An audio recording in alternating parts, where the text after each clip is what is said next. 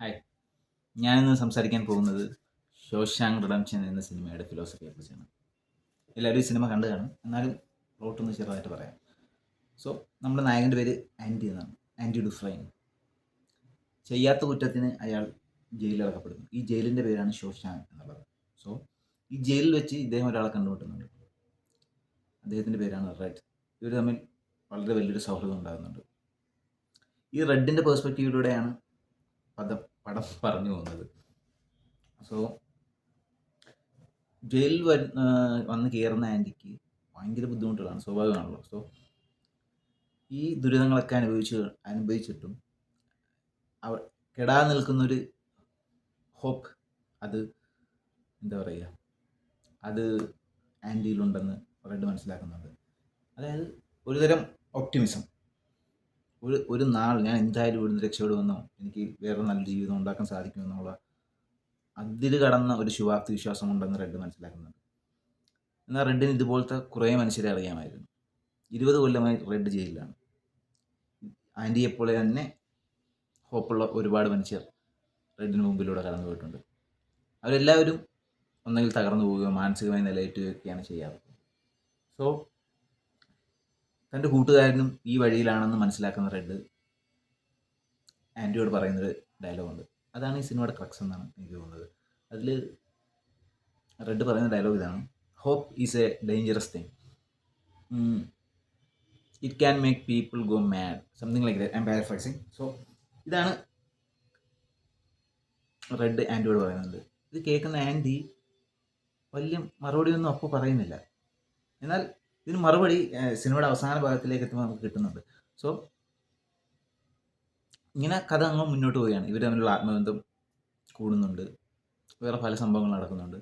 എന്നാൽ ഒരു 19 കൊല്ലത്തിന് ശേഷം ഒരു രാത്രി ആൻറ്റി ജയിലിൽ ചാടുകയാണ്. വളരെ സക്സസ്ഫുള്ളായിട്ട്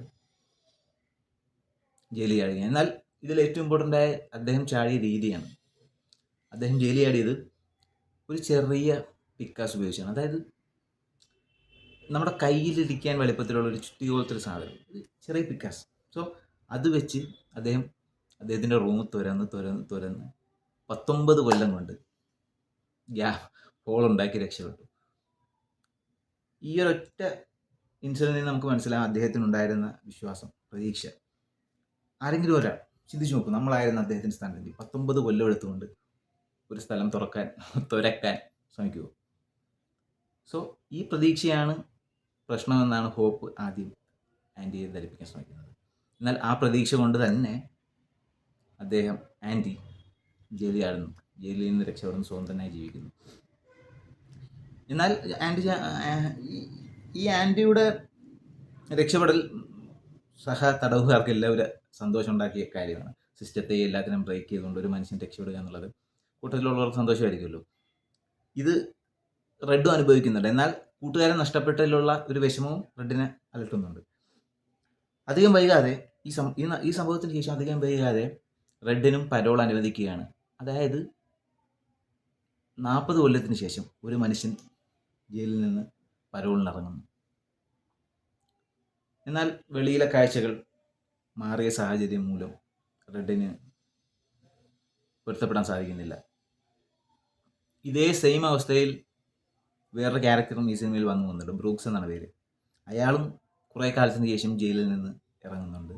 എന്നാൽ സമൂഹമായി പൊരുത്തപ്പെടാൻ പറ്റാത്ത ഇത് മൂലം അദ്ദേഹം ആത്മഹത്യ ചെയ്യുന്നുണ്ട്. ഇത് റെഡിനറിയാം. എന്നാൽ റെഡും ആ ഒരു രീതിയിലേക്ക് ചിന്തിച്ചു തുടങ്ങുന്നുണ്ട്.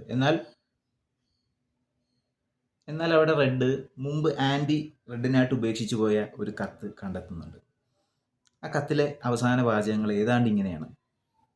ഇത് തന്നെയാണ് റെഡിന് ആൻറ്റി കൊടുക്കുന്ന മറുപടി.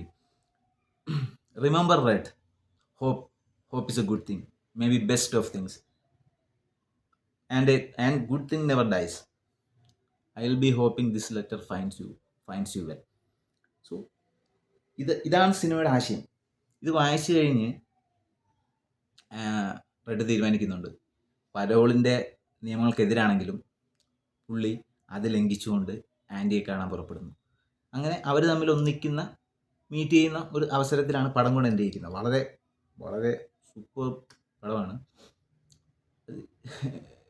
അത് കണ്ടിട്ട് മനസ്സിലാക്കണം. സോ അതിനെക്കുറിച്ച് അപ്പോൾ ആത്യന്തികമായി ഇതിൻ്റെ ഫിലോസഫി എന്താണെന്ന് വെച്ചാൽ hope is a good thing. അത് തന്നെയാണ്. ഇതാണ് പടം പറഞ്ഞു വെക്കുന്നത്. ആദ്യം ഹോപ്പ് എന്താ പറയുക, hope is a dangerous thing എന്ന് പറഞ്ഞ റെഡ് പോലും അവസാനം ആൻറ്റിയുടെ പാതയിലേക്ക് വരുന്നുണ്ട്. ഞാൻ പേഴ്സണലി ഇനി എൻ്റെ ഒരു ഫിലിമാണ്, ഞാൻ കരുതുന്നത് hope is a dangerous thing എന്ന് തന്നെയാണ്. കാരണം ഈ പടം വിജയിക്കാൻ കാരണം ഈ പ്രതീക്ഷ വെച്ചുകൊണ്ട് ജീവിച്ചൊരു മനുഷ്യൻ അവസാനം വിജയത്തിലെത്തുന്നതുകൊണ്ടാണ്. നമ്മൾ കാണാതെ പോകുന്ന ബാക്കി ഭൂരിഭാഗം മനുഷ്യരുമുണ്ട്. എക്സാമ്പിൾ, ആ ജയിലിലെ ബാക്കി ഭൂരിഭാഗം മനുഷ്യരും പ്രതീക്ഷ ഉണ്ടായിട്ട് രക്ഷപ്പെടാത്തവരാണ്. പ്രതീക്ഷയുള്ള ഒരു മനുഷ്യൻ രക്ഷപ്പെട്ടു. ആ രക്ഷപ്പെട്ട ഒരാളെ ചൂണ്ടിക്കാണിച്ചുകൊണ്ട് പറയുകയാണ് ഇത് മനുഷ്യൻ്റെ റെസിലിയൻസിൻ്റെ കഥയാണ്, അല്ലെങ്കിൽ എന്താ പറയുക, ഹ്യൂമൻ സ്പിരിറ്റിൻ്റെ ശക്തിയുടെ കഥയാണ് എന്ന് പറയുമ്പോൾ നമ്മൾ അവഗണിക്കപ്പെടുന്ന ഒരുപാട് മനുഷ്യരുണ്ട്. അവരെ ഒന്നും നമ്മൾ ഈ ചിത്രത്തിലേക്കേ കൊണ്ടുവരില്ല. വിജയിച്ചവൻ്റെ പുറകെ മാത്രം പോകും. ഒരു കണക്കിന് നമ്മളെല്ലാം ഓരോ ജയിലുകളിലാണ്. നമ്മുടെ സിനിമകളും ബുക്കുകളും നോവലുകളും നാടകങ്ങളും വാട്ടെവർ എല്ലാം നമ്മളെ പറഞ്ഞു പഠിപ്പിക്കുന്ന ഒരു കാര്യമുണ്ട്. നിങ്ങൾ ആഗ്രഹിച്ചാൽ, നിങ്ങൾ അതിനുവേണ്ടി പ്രയത്നിച്ചാൽ നിങ്ങൾ രക്ഷപ്പെടുക തന്നെ ചെയ്യും, നിങ്ങൾ സക്സസ്സിൽ എത്തുക തന്നെ ചെയ്യും എന്നാണ് നമ്മളെ എല്ലാവരും പറഞ്ഞു പഠിപ്പിക്കുന്നത്. എന്നാൽ അങ്ങനെയാണോ കാര്യങ്ങൾ? നമ്മൾ ഭൂരിഭാഗം പേരും സക്സസ്സിലേക്ക് ഇടയിൽ വീണു പോകുന്ന മനുഷ്യർ തന്നെയാണ്. സക്സസ്സിന് വേണ്ടി കഠിന പ്രയത്നം ചെയ്യുകയും എന്നാൽ എവിടെയും എത്താതെ വീണു പോകുന്നവരാണ് നമ്മുടെ ചുറ്റുമുള്ള മനുഷ്യർ മുഴുവൻ. അതുകൊണ്ട് ഞാൻ വിചാരിക്കുന്നത് വലിയ ഡ്രീം കാണാതെ നമുക്ക് പറ്റുന്ന ഡ്രീം കാണുക. എന്താ, ഒരു പെസിമിസ്റ്റിക് വ്യൂ ആണ് എനിക്കറിയാം. ബട്ട് ഈ പടങ്ങളും എല്ലാം നമ്മളോട് പറയാൻ ഉദ്ദേശിക്കുന്നത് പൗലോ കൊയ്ലോ പറഞ്ഞ പോലെയാണ്. നിങ്ങളൊരു കാര്യത്തിന് വേണ്ടി ആഗ്രഹിച്ചാൽ പ്രപഞ്ചം മുഴുവൻ അത് കിട്ടാൻ വേണ്ടി നിങ്ങളുടെ കൂടെ പണിയെടുക്കും എന്ന സംതിങ് ലൈക്ക് ദാറ്റ്. സോ അങ്ങനെയല്ല റിയാലിറ്റി ഈസ് വെരി ഡിഫറെൻറ്റ്. നിങ്ങൾ എത്ര പണിയെടുത്താലും എത്ര പണിയെടുത്തില്ലേലും whatever going to happen will happen. വളരെ പെസിമിസ്റ്റിക് വ്യൂ ആണ്, ഡിറ്റർമിനിസ്റ്റിക് വ്യൂ ആണ്, എനിക്കറിയാം. സോ ഇതാണ് എൻ്റെ ഈ പടത്തിനോടുള്ള തോട്ട്. സോ ഞാൻ പറയുക, ആഗ്രഹമേ പാടില്ല, ഹോപ്പേ പാടില്ല എന്നല്ല, അങ്ങനൊരു ചിന്തയല്ല. അങ്ങനെ ആഗ്രഹവും ഹോപ്പും എല്ലാം നഷ്ടപ്പെട്ട ഒരു മനുഷ്യൻ ഞാൻ കുറച്ച് മുമ്പ് പറഞ്ഞു, ബ്രൂക്സ് എന്ന് പറഞ്ഞിട്ട് ക്യാരക്ടർ ഈ സിനിമയിലുണ്ട്. അദ്ദേഹം ആത്മഹത്യ ചെയ്യുകയാണ്. അതിനെക്കുറിച്ചല്ല ഞാൻ സംസാരിക്കുന്നത്. ഞാൻ പറയുന്നത് ശരിയാണ്,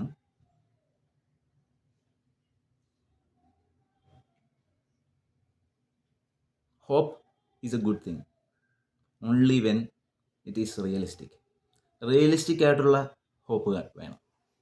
അല്ലാതെ ലോകമെടുത്ത് മറിച്ചിടുമെന്നോ. അതൊക്കെ സാധിക്കുന്ന മനുഷ്യരുണ്ട്, തെറ്റിദ്ധരിക്കരുത്. അങ്ങനെ സാധിക്കുന്ന മനുഷ്യർ ധാരാളമുണ്ട്. പക്ഷേ ലോകത്തുള്ള എല്ലാ മനുഷ്യർക്കും എല്ലാം നേടാൻ സാധിക്കില്ല. എത്ര പ്രയത്നിച്ചാലും നമുക്ക് എത്തിപ്പിടിക്കാൻ പറ്റാത്ത മാർഗങ്ങളുണ്ട്, ലക്ഷ്യങ്ങളുണ്ട്. അത് മനസ്സിലാക്കുക, നമ്മുടെ ലിമിറ്റേഷൻ മനസ്സിലാക്കുക, നമ്മൾ റിയലിസ്റ്റിക് ആയിരിക്കുക. Hope is a dangerous thing if it's not realistic. അതാണ് ഞാൻ പറയാൻ ആഗ്രഹിച്ച കാര്യം. സോ പലർക്കും എതിർപ്പുണ്ടാകാൻ സാധ്യതയുണ്ട്, എതിർപ്പുണ്ടാകും. എന്താണേലും ഇത് കാണുന്ന എല്ലാവരും നേരിട്ടറിയാൻ സാധ്യതയുള്ളവർ തന്നെ ആയിരിക്കും. സോ എൻ്റെ അഭിപ്രായം ഉണ്ടെങ്കിലും ബ്രൂട്ടലി ഓണസ്റ്റ് ആയിട്ട് എനിക്ക് മെസ്സേജ് അയക്കാം, അല്ലെ പറയാൻ കമ്മിടാം. So this is it's. Thanks for watching. By.